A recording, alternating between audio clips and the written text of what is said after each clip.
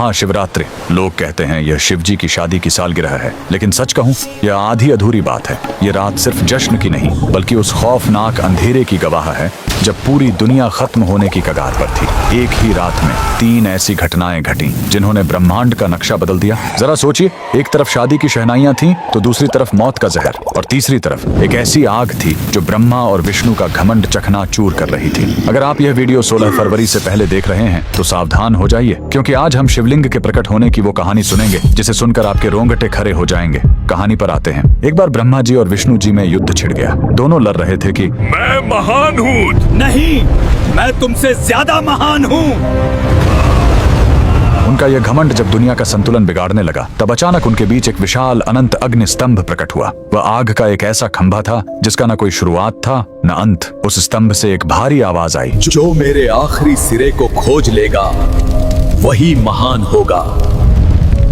ब्रह्मा जी हंस बनकर ऊपर उड़े और विष्णु जी वराह बनकर नीचे गए। हजारों साल बीत गए, विष्णु जी को अंत नहीं मिला। उन्होंने अपनी हार मान ली, लेकिन ब्रह्मा जी ने वापस आकर झूठ बोला कि उन्हें अंत मिल गया है। उसी पल उस आग से काल भैरव प्रकट हुए और सजा के तौर पर उन्होंने ब्रह्मा जी का वो सिर काट दिया जिससे उन्होंने झूठ बोला था। उनका अहंकार टूट गया। चूंकि शिव जी आग के रूप में आए थे, वो बहुत गर्म थे। तब देवताओं ने उन्हें शांत करने के लिए उन पर जल और दूध चढ़ाया। यही वो पहला दिन था जब शिवलिंग पर रुद्राभिषेक की शुरुआत हुई। लेकिन कहानी यहीं खत्म नहीं होती। एक बार जब देवता श्रीहीन यानी कमजोर हो गए थे, तो अपनी शक्ति वापस पाने के लिए समुद्र मंथन हुआ। सबको उम्मीद थी अमृत की, लेकिन निकला क्या? हलाहल विष। पूरी दुनिया जलने लगी। तब फिर वही भोलेनाथ आगे आए। संसार को बचाने के लिए उन्होंने उस उबलते हुए जहर को पी लिया और अपने कंठ में रोक लिया। जहर की गर्मी से शिव जी का शरीर तपने लगा। उस जलन को शांत करने के लिए सभी देवताओं ने उन पर पूरी रात गंगा जल, दूध और बेलपत्र चढ़ाया। उन्हें नींद न आ जाए इसलिए पूरी रात देवताओं ने गीत गाए और जागरण किया।